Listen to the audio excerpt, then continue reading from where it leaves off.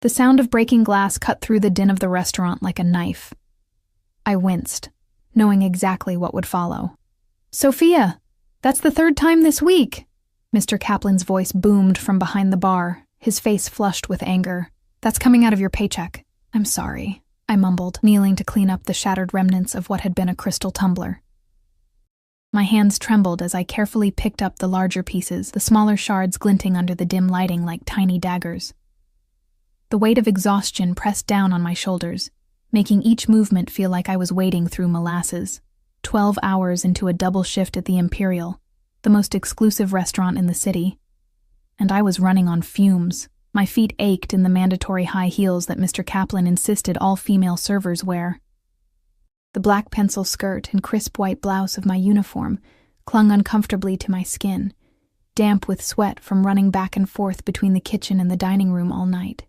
"Just be more careful," Mr. Kaplan sighed, his anger deflating as he looked at the dark circles under my eyes. He knew I needed this job more than most. "Take table 7 when you're done. VIPs just came in," I nodded, depositing the glass fragments into the trash before quickly washing my hands.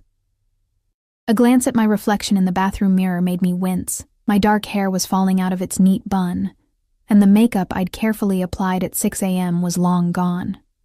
I did my best to fix myself up, pinching my pale cheeks to bring some color to them before heading back out. The Imperial catered to the city's elite. Old money, new money, politicians, and occasionally, as the staff whispered, people with connections to less legitimate enterprises. I'd learned to be invisible, to serve without being seen, to anticipate needs without intruding. It was exhausting but necessary.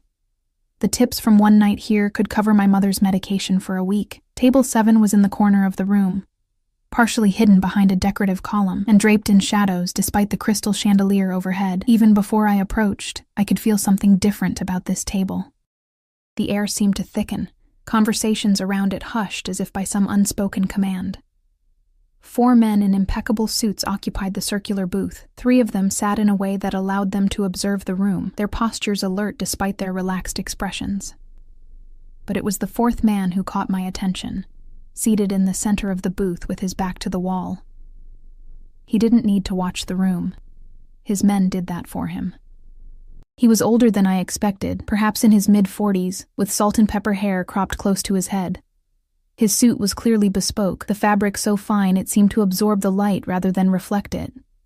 No tie, just a crisp white shirt open at the collar, revealing a flash of tanned skin and the glint of a gold chain. But it was his hands that I noticed most.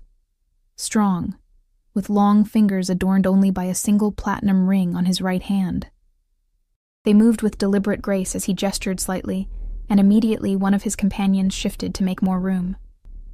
I approached with my professional smile firmly in place. "Good evening, gentlemen. Welcome to the Imperial. May I start you with drinks?" 3 of the men ordered without looking at me. Whiskey, neat, scotch on the rocks, sparkling water with lime. Standard choices delivered in clipped tones. But when I turned to the man in the center, his eyes locked onto mine for the first time. They were gray, not the soft gray of morning fog, but the hard gray of steel, evaluating and calculating. I felt stripped bare under that gaze, as if he could see past my carefully constructed facade, straight to the desperate woman beneath who was one missed paycheck away from disaster. "Korosho?" he said, his voice a low rumble that seemed to vibrate through my chest. "Možno vodku, požaluista. Stolichnuju, bez elda." Russian wasn't uncommon in our city, particularly among certain circles. What was uncommon was finding someone who spoke it as a native. I'd grown up hearing my mother's gentle, lilting Russian at home, learning its cadences and inflections long before I mastered English after our move to America.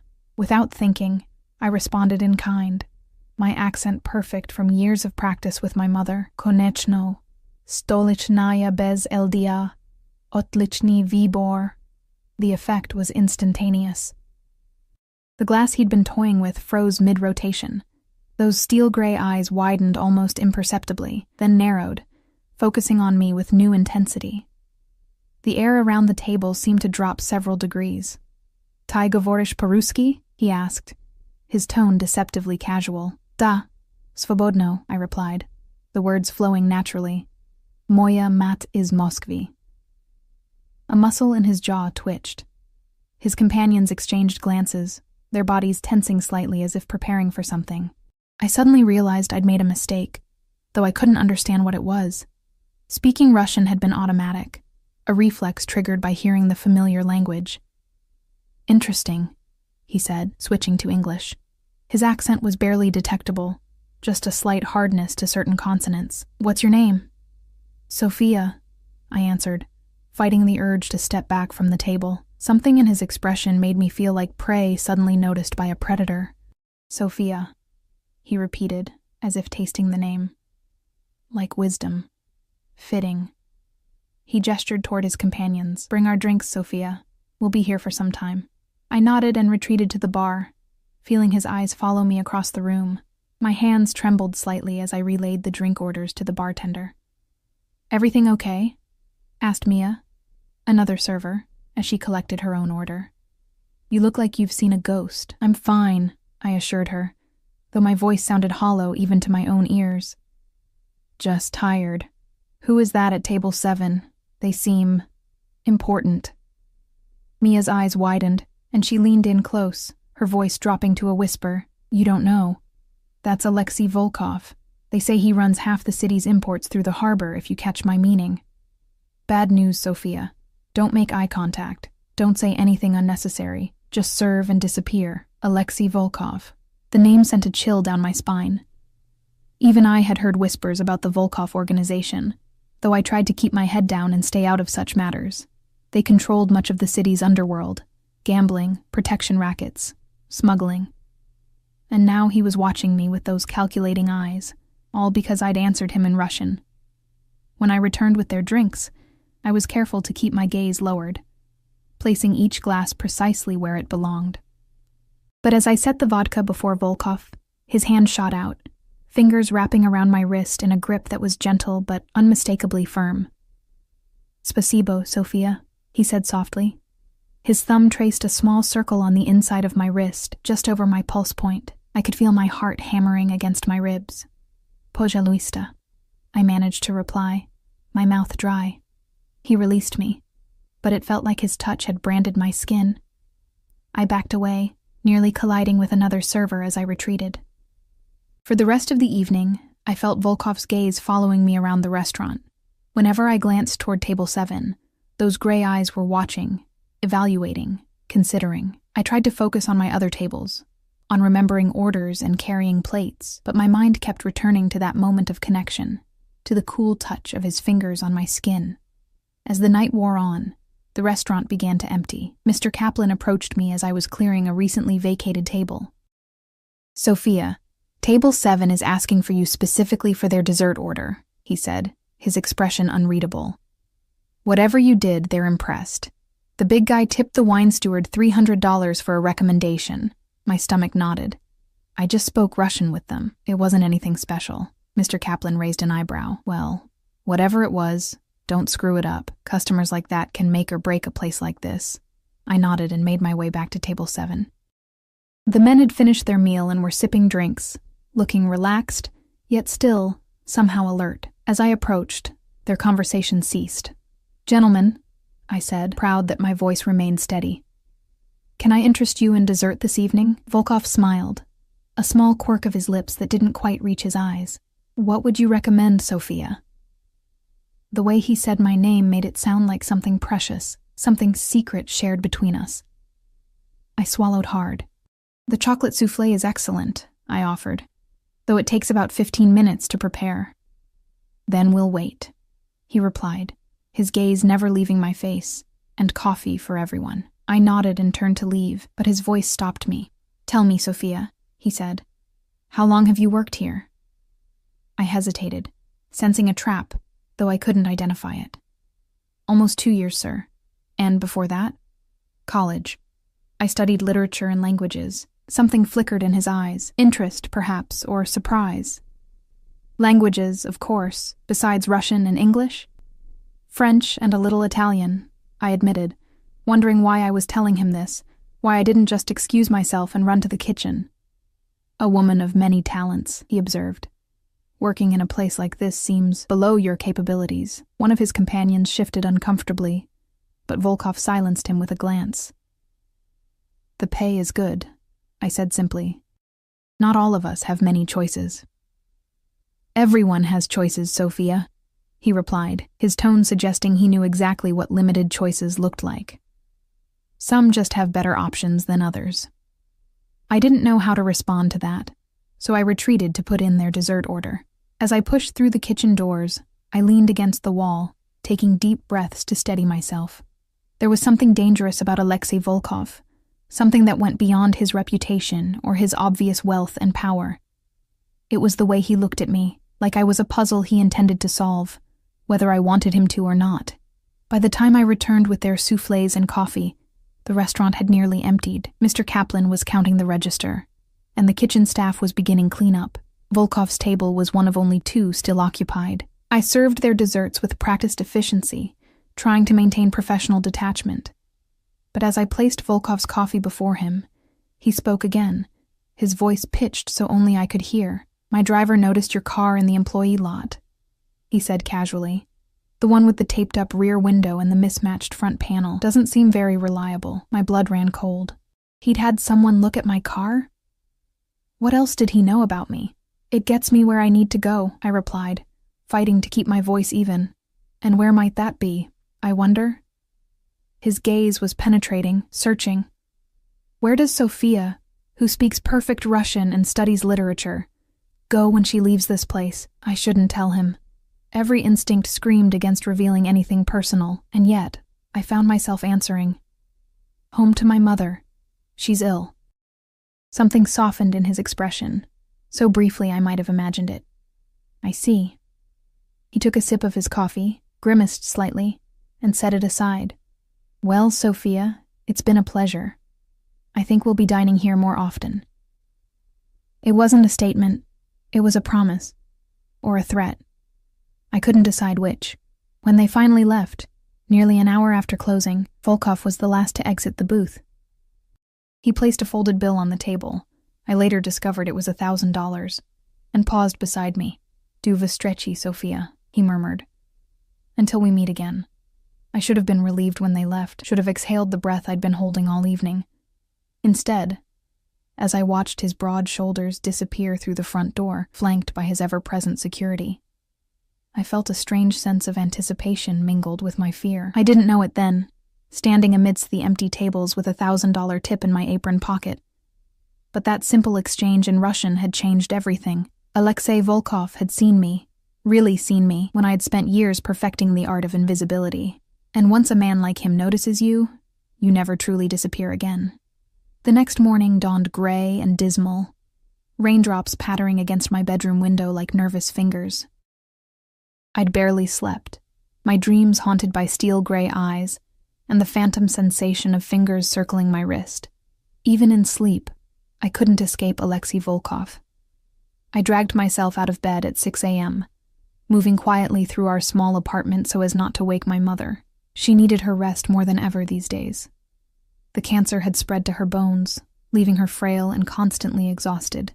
Each treatment seemed to take more from her than it gave back, but I couldn't bear the thought of stopping, of giving up what little hope we had. In the kitchen, I made coffee and sorted through the pile of bills that had accumulated on our counter. Electricity, rent, car insurance, and the ever-growing stack of medical statements with their dizzying numbers. The $1,000 tip from Volkov would help, but it was a drop in an ocean of debt that threatened to drown us both. "Sofochka," my mother's voice, once strong and vibrant, now whispered from the doorway of her bedroom. "You're up early." I turned, forcing a smile. "I couldn't sleep." "How are you feeling?" She shuffled into the kitchen, her once graceful movements now halting and pained. At 52, Irina Petrov looked 20 years older, her body ravaged by disease and treatment. But her eyes, the same deep blue as mine, remained bright with intelligence and warmth. "Better today," she lied, lowering herself carefully into a chair at our small table. It was our routine. She would pretend to feel stronger, and I would pretend to believe her. I poured her a cup of tea and set it before her, along with her morning medications, a colorful array of pills that cost more than our rent. I got a good tip last night, I said, trying to sound casual. We can pay off the electric bill and put some toward the hospital. Her thin fingers curled around the mug, seeking its warmth. That's wonderful, Dochenka. Someone must have appreciated your service. I hesitated, unsure how much to tell her. My mother had fled Russia 30 years ago, leaving behind a past she rarely discussed. She'd been married to my father briefly, an American academic she'd met in Moscow, but he'd abandoned us when I was just a baby. We'd made our way alone ever since, my mother working multiple jobs to give me the education and opportunities she never had. A Russian man, I finally said, watching her face carefully. He seemed surprised that I spoke the language. Something flickered in her eyes, a shadow of an emotion I couldn't quite identify. There are many Russians in this city, she said dismissively. Some better than others. Did he give his name? Volkov, I replied. Alexei Volkov. The mug slipped from her fingers, tea splashing across the worn tablecloth. Her face drained of what little color it had. Mama? I reached for her hand, alarmed by her reaction. Do you know him? She recovered quickly, dabbing at the spilled tea with a napkin. Of him, perhaps. The name is familiar from the old country. These men who bring their old ways to new shores. She shook her head. Be careful, Sophia. Such men are dangerous. It was just one night, I assured her, though I recalled Volkov's promise to return. I probably won't see him again. My mother gave me a look that suggested she didn't believe me, but she didn't press the issue. Instead, she changed the subject, asking about my upcoming day. I didn't have a shift at the Imperial until evening, which meant I could take her to her doctor's appointment and still have time to stop by the pharmacy for her prescription refills. The day passed in a blur of sterile waiting rooms, concerned doctors' faces, and the familiar anxiety that accompanied each new test result. By the time I dropped my mother back at home, made her comfortable with books and tea within reach, and headed to work, I was emotionally drained. The encounter with Volkov seemed distant, almost dreamlike compared to the harsh reality of my mother's illness. The Imperial was unusually busy for a Tuesday night. As I changed into my uniform in the staff room, Mia cornered me, her eyes wide with excitement. Did you hear? She whispered, helping me pin my hair into the required neat bun. Mr. Kaplan's been running around like crazy all day. Apparently someone important called and reserved the private dining room for tonight. The chef's been cursing up a storm, preparing some special menu. My stomach tightened. Did they say who? Mia shrugged. Some business types, I think. All I know is Ashley and I are assigned to them. And Mr. Kaplan's been giving us instructions for an hour. No mistakes, best service, blah blah blah. Relief washed over me. Not Volkov then. Just some corporate dinner. I finished changing and headed out to begin my shift, feeling lighter than I had all day. That feeling lasted exactly 43 minutes. I was delivering appetizers to a table of tourists when the restaurant's front door opened. Even with my back turned, I felt the shift in the atmosphere. Conversations dimming, servers straightening their postures, Mr. Kaplan emerging from his office with an obsequious smile plastered on his face. I didn't need to look to know who had arrived. But I looked anyway. Alexei Volkov stood in the entryway, flanked by the same 3 men from the night before, plus 2 new ones who surveyed the restaurant with practiced efficiency. He wore a different suit tonight, charcoal gray that emphasized the breadth of his shoulders and the lean strength of his body.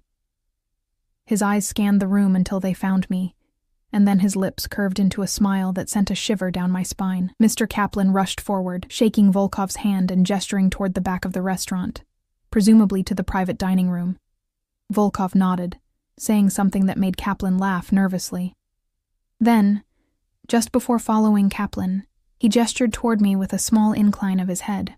Kaplan's eyes widened as he looked between Volkov and me. Then he nodded vigorously and hurried to my side. Sophia, he hissed under his breath. Mr. Volkov has specifically requested that you serve his party in the private room instead of Ashley. What did you do last night? Nothing, I insisted, my mouth suddenly dry. I just spoke Russian with him. Kaplan's eyes narrowed. Well, whatever it was, he's requested you personally. This is a big opportunity for the restaurant, so don't screw it up. Finish with your current tables, then head to the private room. And for God's sake, be charming. My hands trembled as I delivered the remaining appetizers to my table, nearly dropping a plate of calamari. My mind raced. Why would Volkov request me specifically? What did he want? The memory of his touch on my wrist, that proprietary circle his thumb had traced, made my skin tingle. By the time I approached the private dining room, my heart was hammering against my ribs. I paused outside the heavy wooden door, taking a deep breath to steady myself, then knocked softly. "Enter!" came Volkov's voice from within. I pushed open the door to find a scene far more intimate than I'd expected. Rather than the business dinner Mia had described, there were only two place settings at the large table. Volkov sat alone, his security stationed discreetly around the perimeter of the room. Candles cast flickering shadows across the white tablecloth, and a bottle of wine was already open, breathing beside his half-filled glass. "Sophia," he greeted me, rising from his chair with old-world courtesy. "Thank you for joining us. Mr. Volkov," I replied, trying to keep my voice professional despite my confusion. "I understand you requested me as your server this evening." He gestured to the chair across from him. "I requested your company for dinner. Please sit." I froze, glancing uncertainly at the men around the room. Was this some kind of joke, or something worse? "I'm working, Mr. Volkov. I can't just sit down and dine with a customer." "You can if the customer has bought out your services for the evening," he replied calmly. "I've compensated Mr. Kaplan generously for the inconvenience of losing a server. Tonight, you are my guest, not my waitress." Alarm bells rang in my head. This wasn't normal. Customers didn't buy out servers, no matter how wealthy they were. I took a step back toward the door. "I appreciate the offer, Mr. Volkov, but I should get back to my other tables." His expression didn't change, but something in his eyes hardened. "Sophia," he said, his voice still gentle but with an undercurrent of steel. "I am not in the habit of being refused. Please, sit. We're simply going to talk." One of his men shifted slightly, moving between me and the door. It wasn't an overt threat, but the message was clear. Leaving wasn't really an option. Slowly, reluctantly, I moved to the chair he'd indicated and sat down, perched on the edge like a bird ready to take flight at the first sign of danger. Volkov smiled, seemingly satisfied, and retook his own seat. "Wine?" he offered, reaching for the bottle, a vintage I knew cost more than I made in a month. "No, thank you. You don't drink?" "Not while working," I replied, though technically, according to him, I wasn't working anymore. He seemed amused by my resistance. "Water, then." He gestured, and one of his men immediately filled the crystal goblet before me. "Why am I here, Mr. Volkov?" I asked, deciding directness was my best approach. He took a sip of his wine, regarding me thoughtfully over the rim of his glass. "I was intrigued by our conversation yesterday. It's rare to find someone who speaks Russian with such native fluency, particularly someone working in a restaurant." "My mother taught me," I said cautiously. "She's from Moscow." "Yes, you mentioned that." He set down his glass. "Petrov is not a common surname in Moscow." My blood turned to ice. I hadn't told him my last name. "How do you know my surname?" His smile was almost apologetic. "I make it my business to know things, Sofia Andreevna Petrov. 26 years old. Graduate of State University with degrees in comparative literature and linguistics. Only child of Irina Mikhailovna Petrov, formerly of Moscow. Currently residing at 1247 Lakeside Avenue, apartment 3C. Driving a 2014 Honda Civic with a cracked windshield and in desperate need of a new transmission." He paused, studying my reaction. Should I continue? Fear congealed in my stomach like lead. He'd investigated me, thoroughly, in less than 24 hours. "Why?" I whispered.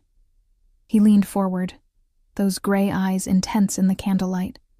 "Because you interest me, Sophia, and because I never leave anything to chance." Before I could respond, the door opened, and servers entered with our first course. Delicate plates of seared scallops that I knew weren't on the regular menu. I sat in stunned silence as they arranged the food and departed, leaving us alone again with Volkov's ever-present security. "Eat," he encouraged, gesturing to my plate. "The chef has outdone himself tonight." I couldn't imagine eating anything, but I picked up my fork and pushed a scallop around the plate, trying to gather my thoughts. Volkov knew everything about me, where I lived, what I drove, my education, my mother. The vulnerability of it was terrifying. "What do you want from me?" I finally asked, setting down my fork. He considered me for a moment, his head tilted slightly to one side. "Direct." "I appreciate that." He took another sip of his wine. "Initially, I was curious about your Russian connection. In my experience, Americans rarely speak our language with such perfection, unless they have specific reasons." "You thought I was what? A spy?" I couldn't help the incredulous laugh that escaped me. "I'm a waitress with an immigrant mother and too many medical bills. That's it." Something flickered in his eyes, a hint of sympathy perhaps, though it was quickly masked. "And yet, you're educated, intelligent, and clearly capable of much more." It seemed an anomaly worth investigating. "And now that you've investigated me, followed me, researched my life," I couldn't keep the bitterness from my voice. "Are you satisfied that I'm just a nobody trying to survive?" "You are many things, Sofia Andreevna," he replied softly. "But nobody is not one of them." The intensity of his gaze made me look away. Outside the window, rain streaked down the glass, distorting the lights of the city beyond. I felt trapped, not just in this room with this dangerous man, but in the larger prison of my circumstances, my mother's illness, our mounting debts, the grinding exhaustion of working to stay barely afloat. "I have a proposition for you," Volkov said, breaking the silence. My head snapped up, alarm coursing through me. "I'm not interested in any proposition." His lips quirked in amusement. "You haven't heard it yet." "I don't need to," I replied, finding courage in desperation. "Whatever it is, the answer is no." One of his men shifted, clearly unhappy with my tone, but Volkov waved him back with a negligent hand. "I'm offering you a job, Sofia, a legitimate position as a translator and cultural liaison for my import business. The salary would be substantial, enough to pay for your mother's treatments and still live comfortably." I stared at him, waiting for the catch, the true nature of his proposition to emerge. "Why would you offer me a job? You don't know my qualifications." "I know enough," he replied.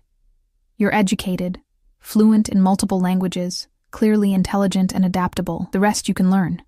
He leaned back in his chair, studying me. "And I would prefer to have you where I can see you." The last sentence sent a chill through me. What does that mean? It means I don't believe in coincidences, Sophia. A woman with your background, your particular skills, happening to serve me in a restaurant the one night I choose to dine there? He shook his head slightly. The universe rarely offers such perfect timing without purpose. "It was just chance," I insisted. "Nothing more. Perhaps." His tone made it clear he didn't believe in chance any more than coincidence. "Regardless, the offer stands. You would start immediately, working directly for me at my offices downtown. Your mother's medical expenses would be covered entirely. The best doctors, private care, whatever she needs." The mention of my mother's care made my breath catch. It was everything I needed, everything I'd been fighting for these past 2 years, and all I had to do was work for a man who terrified me. "What exactly would this job entail?" I asked cautiously. "Translation, primarily. Documents, conversations, business communications. Occasional travel to meet with international partners." He took a bite of his scallop, chewing thoughtfully before continuing. "Nothing illegal, if that's your concern. The Volkov Group has many legitimate enterprises. And many illegitimate ones, I thought, but didn't say. Everyone in the city knew what the Volkov name was connected to, even if they spoke of it only in whispers. "I need to think about it," I said finally. Volkov's expression hardened almost imperceptibly. "Of course. But don't think too long, Sophia. Opportunities like this are rare, and your mother's condition isn't improving." The casual mention of my mother's declining health sent a surge of anger through me. "You've been watching her too. I've been thorough," he replied, unrepentant. "Stage 4 breast cancer, metastasized to the bones and liver. The treatments at City General are adequate but basic.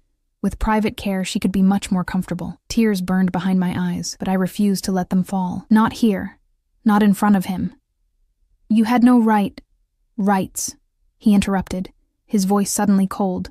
"Are luxuries afforded to those with power, Sophia? You have none. I am offering you some."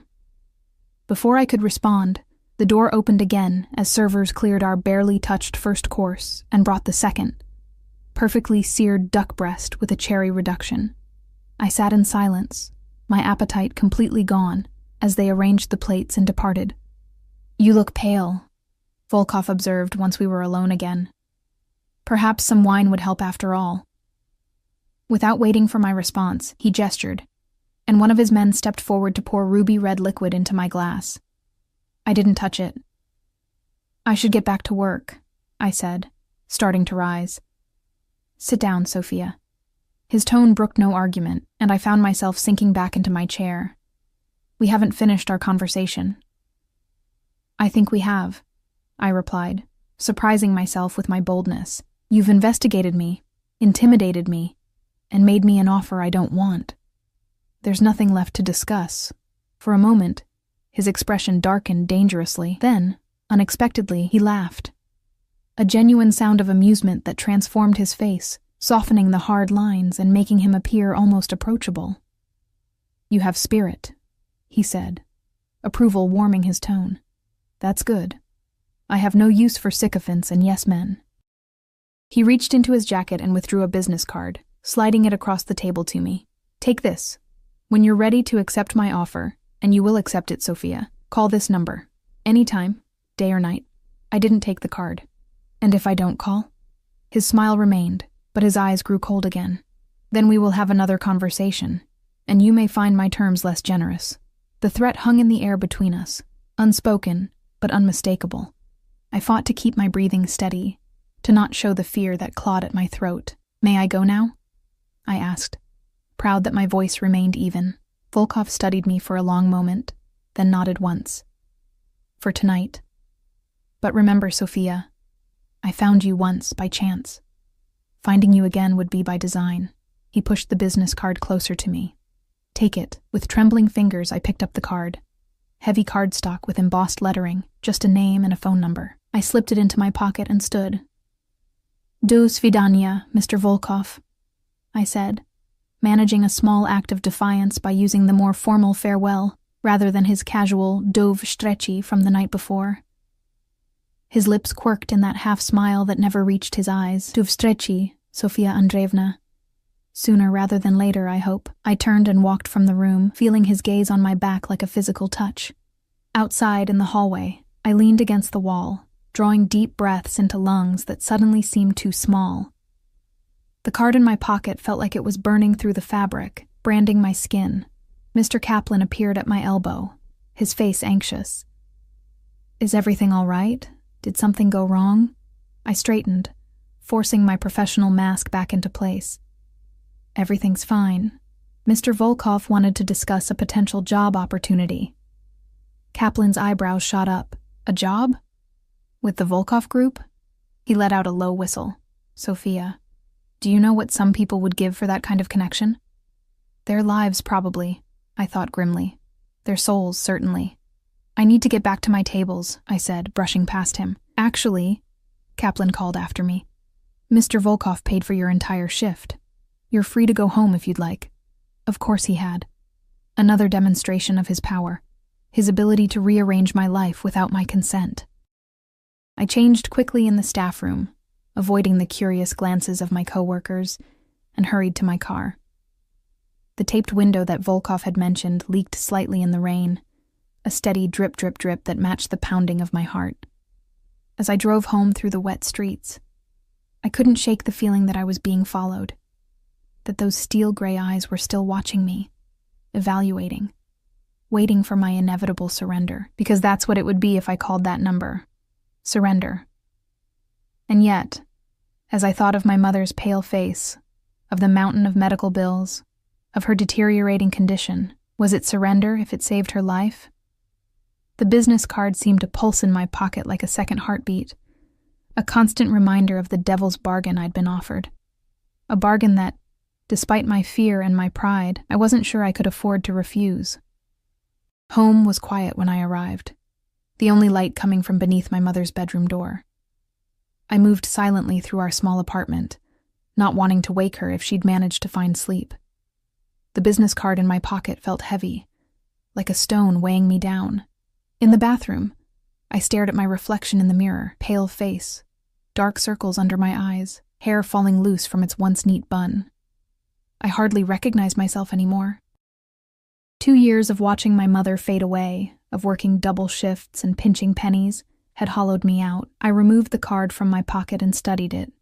Simple, elegant, powerful, just like the man himself. No flashy logo or unnecessary information, just his name and a phone number embossed in silver on heavy black cardstock. I propped it against the bathroom mirror, a constant reminder of the choice before me. A soft cough from my mother's room drew my attention. I quickly changed into comfortable clothes and went to check on her. She was awake, propped up on pillows, a book open on her lap, though I doubted she'd been reading. The light cast shadows on her gaunt face, emphasizing the sharp angles of her cheekbones where fullness had once been. "You're home early," she observed, her voice raspy. "Everything okay at work?" I sat on the edge of her bed, taking her thin hand in mine. "Fine." It was just a slow night. The lie came easily. I'd become practiced at shielding her from my troubles. Her eyes, still sharp despite her illness, studied my face. "Something's bothering you, Dochenka. I can tell." For a moment, I considered telling her everything about Volkov, his offer, the terrifying way he'd researched our lives. But what good would it do? She was already carrying too heavy a burden. "Just tired," I assured her. "How are you feeling? Did you eat the soup I left for you?" "A little." Her fingers tightened weakly around mine. "Sophia, you work too hard. I worry about you." I forced a smile. "I'm fine, Mama." "Really? You should rest now." She didn't believe me. I could see it in her eyes, but she was too exhausted to press further. I helped her take her evening medications, adjusted her pillows, and sat with her until her breathing evened out in sleep. Back in my own room, I pulled out the stack of medical bills I'd been avoiding. The numbers blurred before my eyes, impossibly large. Even with insurance, the copays and deductibles were drowning us. The experimental treatment her doctor had suggested, the one that might actually help, wasn't covered at all. Volkov's words echoed in my mind. "The treatments at City General are adequate but basic. With private care, she could be much more comfortable. More than comfortable. She could have a fighting chance. With the kind of money Volkov was offering, we could afford the experimental treatment, private nursing care, anything she needed. All I had to do was call that number." I pulled out my phone, staring at it until the screen dimmed, then went dark. Was I really considering this? Working for a man who was almost certainly involved in illegal activities? A man who had investigated me, intimidated me, and all but threatened me if I refused? Yes. For my mother, I was.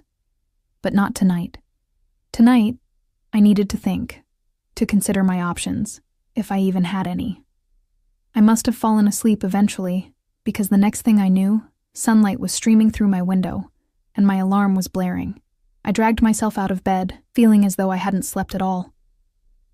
As I made coffee, I checked on my mother. She was still sleeping, her breathing shallow but steady. I left her medications and a glass of water on her bedside table, wrote a quick note explaining I'd gone to the pharmacy, and slipped out. The morning was bright and clear, the rain from the previous night having washed everything clean. I drove to the pharmacy with my windows down, trying to clear my head with fresh air. The pharmacist's face was sympathetic, but firm as she explained that our insurance was declining to cover one of my mother's medications. A pill that cost nearly $40 each, needed twice daily. "I'm sorry, Ms. Petrov," she said, sliding the prescription back across the counter. "There's nothing I can do. You could try applying for the manufacturer's assistance program, but that takes weeks to process." I nodded numbly, gathering the medications that were covered and leaving the crucial one behind. Another impossible choice in a long series of them. When I returned to our apartment building, I noticed an unfamiliar black SUV parked across the street. Its windows were tinted dark, making it impossible to see inside. But I felt eyes watching me as I hurried inside. Volkov's men? It seemed likely. My mother was awake when I entered, sitting up in bed and looking through old photographs. Her favorite way to pass time when she had the energy. "I got most of your prescriptions," I told her, unpacking the pharmacy bag. "The Taxiltin isn't covered anymore. I'll call the doctor and see if there's an alternative." She nodded, but I could see the worry in her eyes. We both knew there wasn't an equivalent alternative. It was that medication or nothing. "Sophia," she said after a moment, "there's something I need to tell you, something I should have told you long ago." I sat beside her on the bed, alarmed by the serious tone of her voice. "What is it, Mama?" she sighed, setting aside the photographs. "You asked me yesterday if I knew Alexei Volkov. I wasn't entirely truthful with you." She paused, gathering her strength. "I knew his father, Mikhail Volkov, many years ago in Moscow. Before I met your father." I stared at her, trying to process this information. "You knew Volkov's father? How?"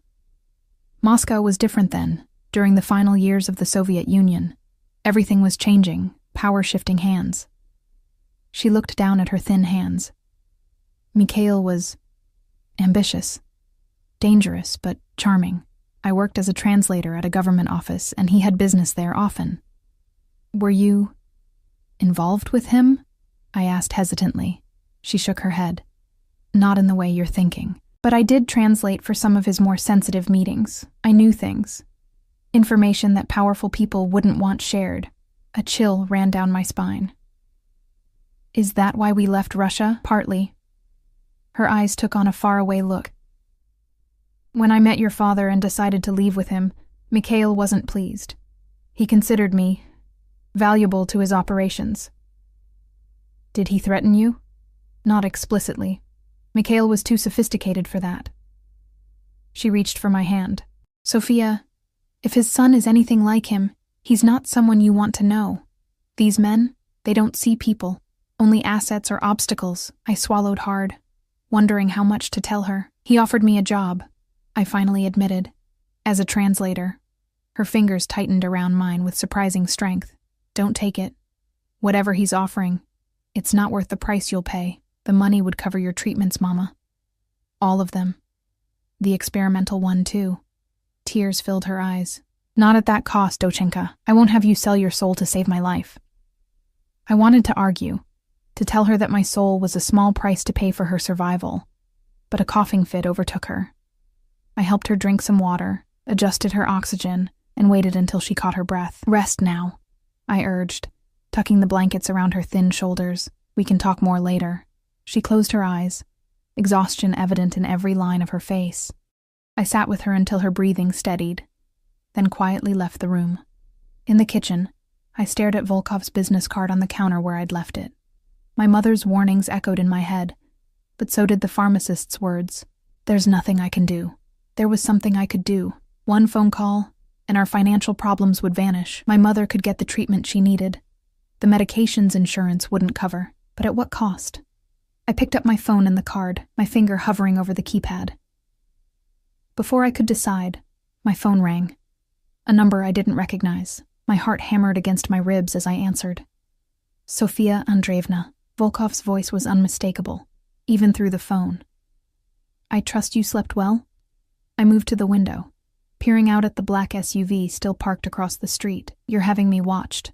A precaution," he replied, unapologetic.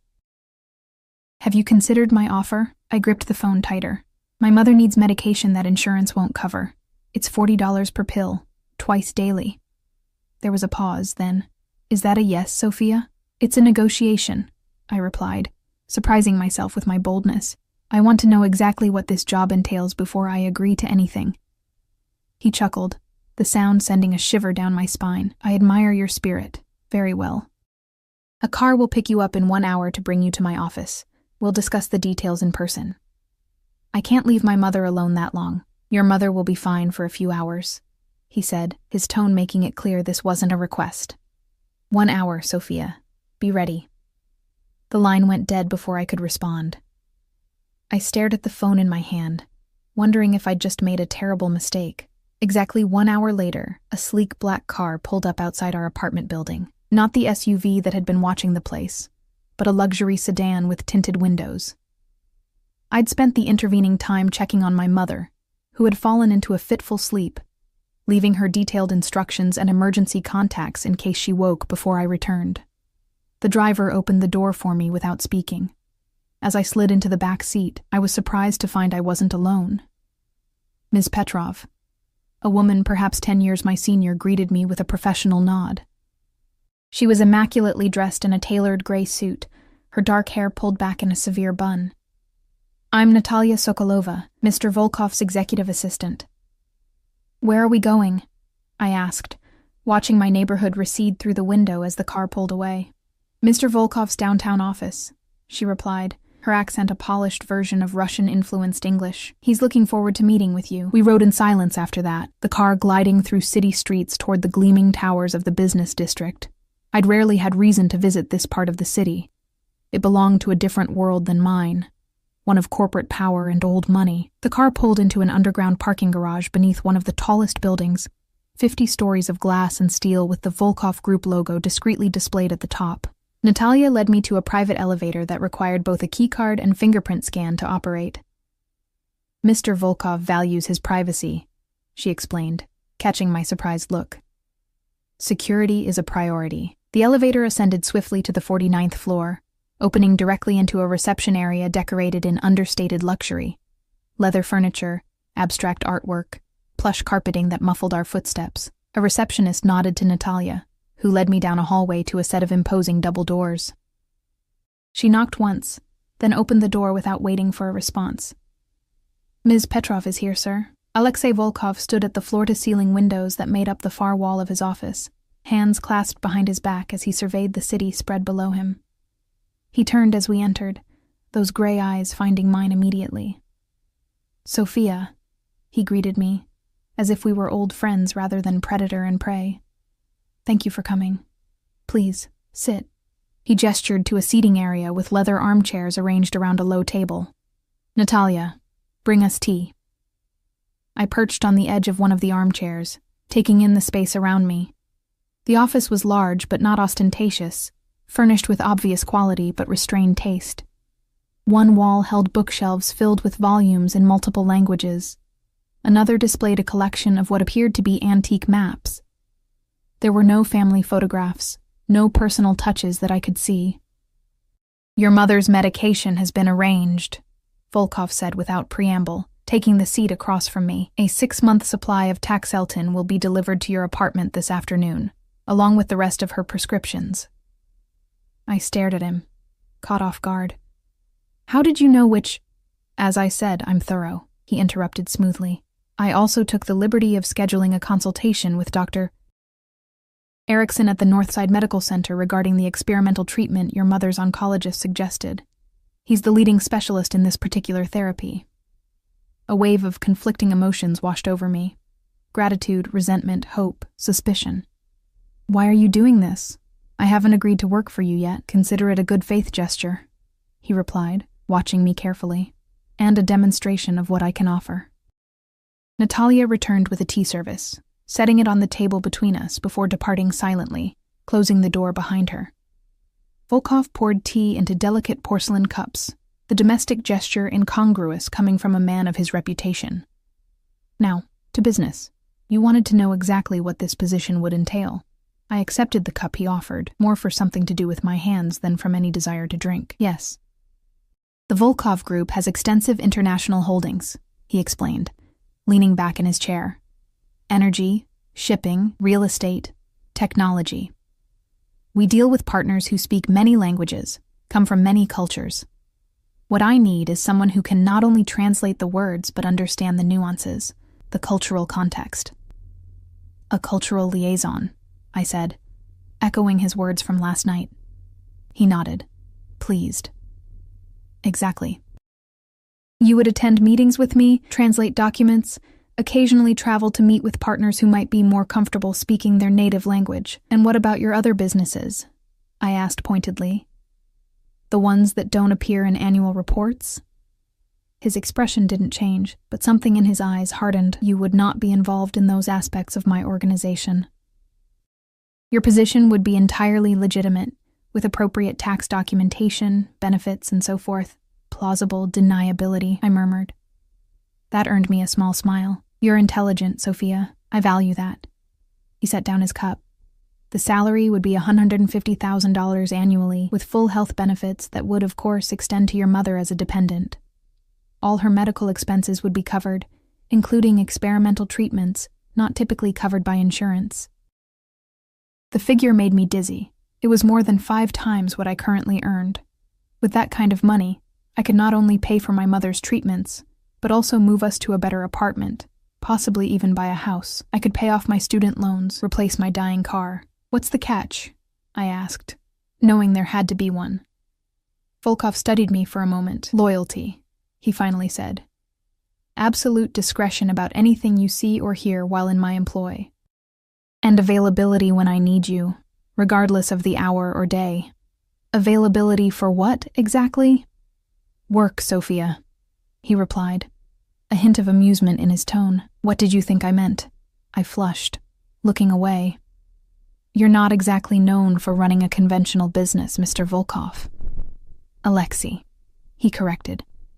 If you're going to work closely with me, we should dispense with formalities. He leaned forward, his gaze intense. I won't lie to you, Sophia. My organization operates in gray areas sometimes, but your role would be legitimate, and I would never ask you to do anything illegal. I wanted to believe him. The offer was everything I needed. Everything my mother needed. But my mother's warning echoed in my mind. These men don't see people, only assets or obstacles. I need time to think, I said, setting down my untouched tea.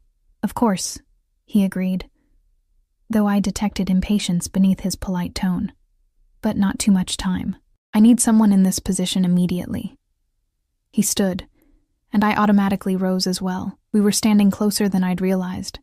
Close enough that I had to tilt my head back to meet his gaze.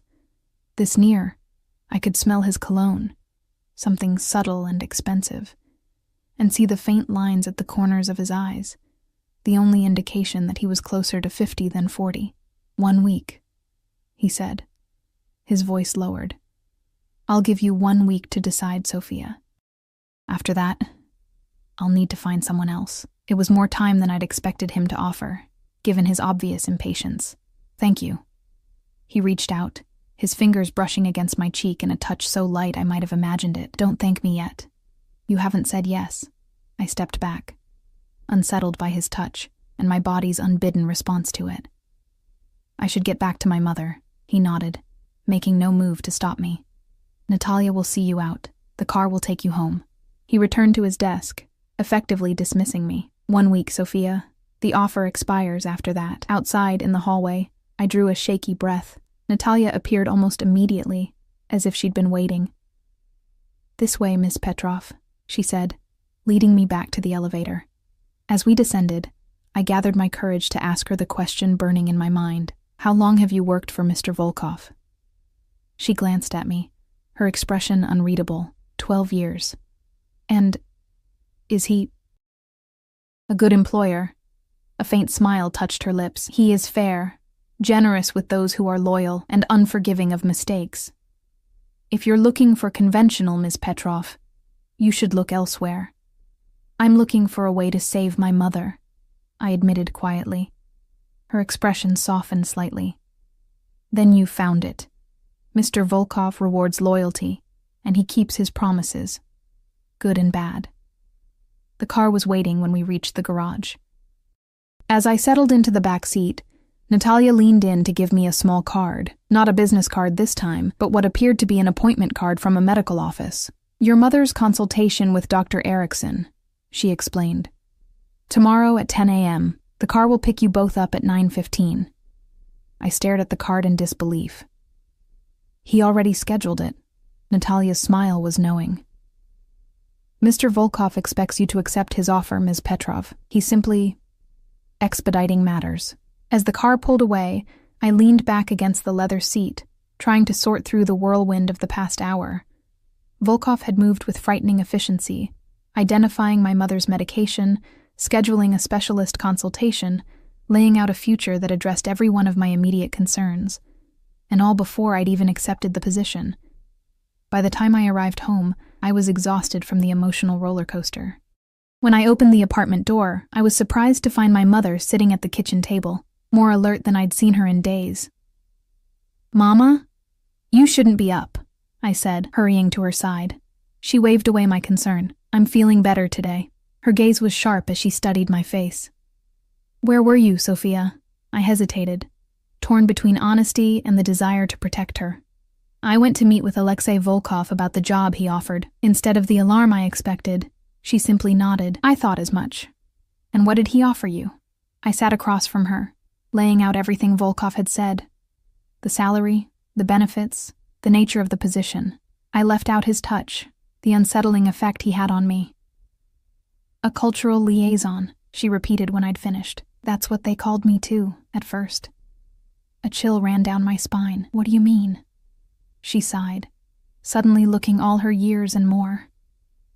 "Sophia, before you make any decision, there's something you need to know. Something about your father, your real father." My heart stopped, then resumed at double speed. "What do you mean, my real father?" "You said my father was an American professor you met in Moscow." My mother reached for my hand across the table, her thin fingers surprisingly strong. "That was a story I created to protect you, and myself. Your biological father was Mikhail Volkov." The room seemed to tilt around me. I gripped the edge of the table to steady myself, trying to process this impossible revelation. "Mikhail Volkov? Alexei's father?" She nodded, her eyes never leaving my face. "We were involved briefly before I fled Russia. He didn't know I was pregnant when I left. I made sure of that." "But why?" My voice sounded strange to my own ears, distant and hollow. "Why lie all these years?" "Because Mikhail was a dangerous man, Sophia. The things he did, the people he hurt." She shook her head. "I couldn't bear the thought of you growing up in that world, and I was terrified that if he found out about you, he would take you from me." My mind raced, trying to fit this new information into the narrative of my life. "So Alexei Volkov is my half-brother?" "Yes." My mother's face was etched with worry.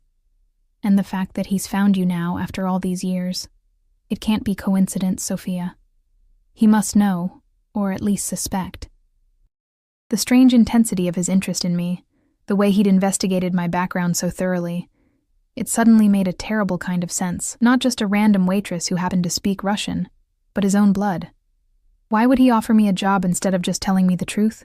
I asked, still struggling to accept this bombshell. "Perhaps he wants to be certain first." My mother's voice dropped to a whisper. "Or perhaps he wants to see what kind of person you are before deciding whether to acknowledge you." A harsh laugh escaped me. "Acknowledge me? I don't want or need his acknowledgement.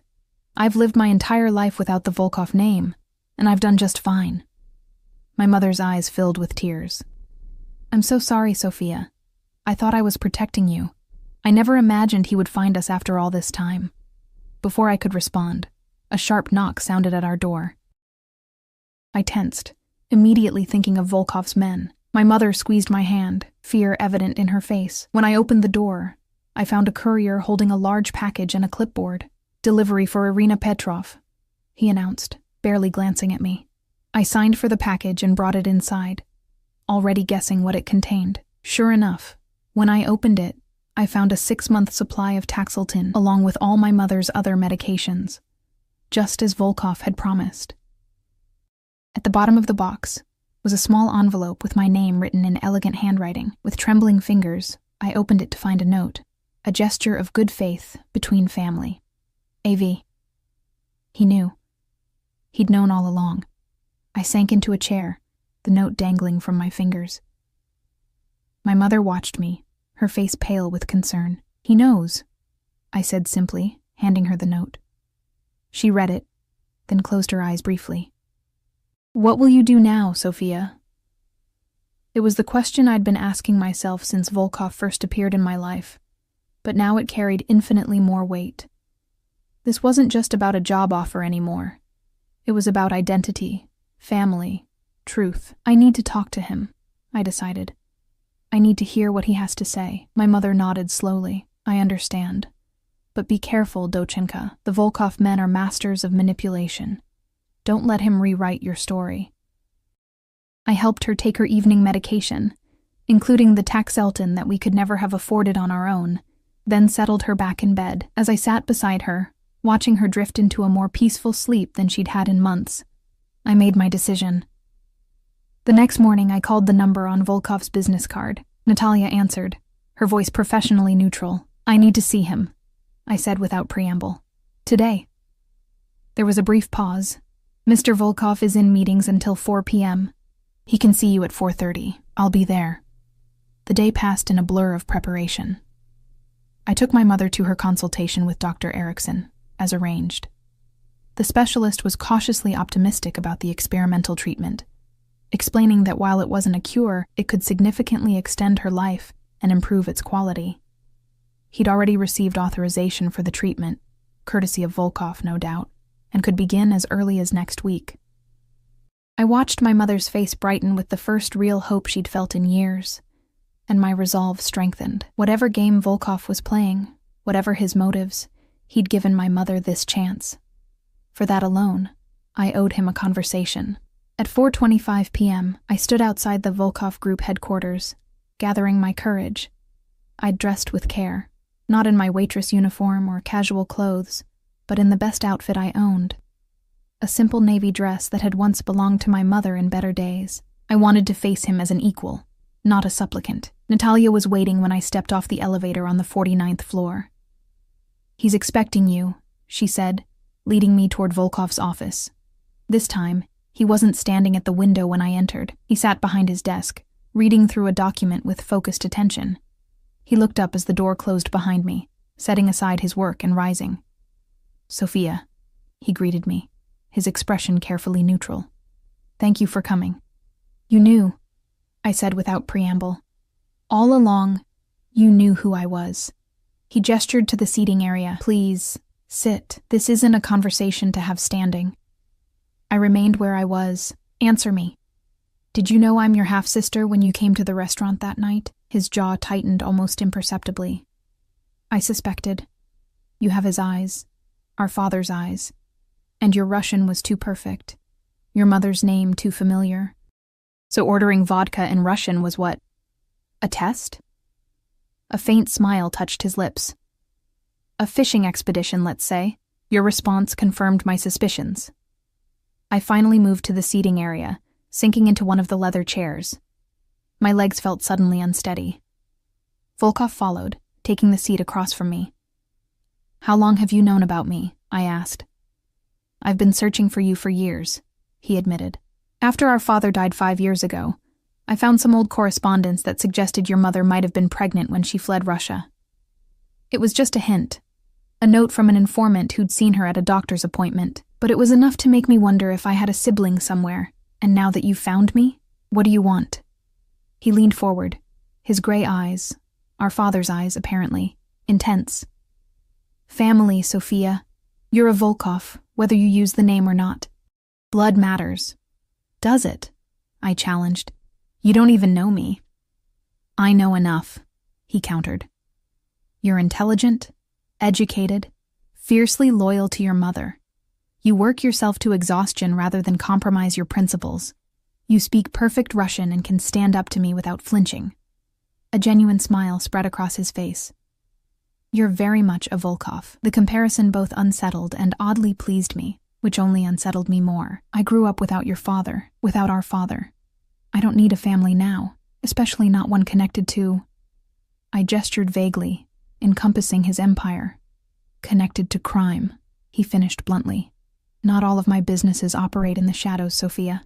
The offer I made you was genuine, a legitimate position with legitimate work, but with strings attached, of course." He didn't bother to deny it. Everything in life has strings. The question is whether you can accept the ones I'm offering. I studied him. This man who was my half-brother, trying to see past the powerful exterior to whatever lay beneath. "Why didn't you just tell me the truth from the beginning? Would you have believed me?" he asked reasonably. "Or would you have thought it was some elaborate manipulation?" He had a point. I would have dismissed such a claim outright. "So instead you investigated me, intimidated me, and offered me a job with suspiciously perfect terms. I needed to know what kind of person you are," he said unapologetically. "And yes, I wanted to help you and your mother. Our father may never have known about you, but I do. That makes you my responsibility." I bristled at that. "I'm not your responsibility or your obligation. I've taken care of myself and my mother for years." "At what cost?" he asked quietly. "Working double shifts, living in that tiny apartment, watching her suffer because you can't afford better care?" He shook his head. "That ends now, Sophia. Whether you take the job or not, your mother's medical expenses are covered." "That's not negotiable." Tears pricked at my eyes, which only frustrated me more. I didn't want to feel grateful to him. "Why? You don't even know her." "She gave me a sister," he replied simply. "That's enough." We sat in silence for a moment, the weight of everything between us. Blood, history, secrets, almost tangible in the air. "I'll take the job," I finally said, "but I have conditions." One of his eyebrows arched in surprise, then amusement. "You're negotiating with me?" Bold. "My conditions are simple," I continued, ignoring his comment. "I want a contract that clearly outlines my responsibilities and limitations. I won't be involved in anything illegal, even peripherally. I want my mother to have the best medical care possible, and I want the truth, all of it, about our father and why my mother really fled Russia." Volkov studied me for a long moment, his expression unreadable. Then, unexpectedly, he laughed, a genuine sound of appreciation. "You really are a Volkov," he said, shaking his head. "Done. All of it." He extended his hand, and after a moment's hesitation, I took it. His grip was firm, his skin warm against mine. For the first time, I looked for similarities between us.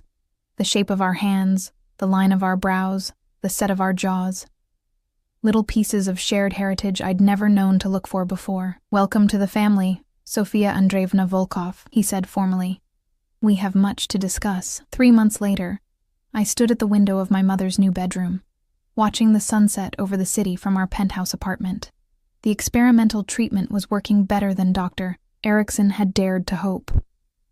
Her latest scans showed the cancer retreating, her strength returning day by day. Behind me, I heard the door open. "Sophia," my mother called, her voice stronger than it had been in years. "Alexei is here for dinner." I turned, smiling at her.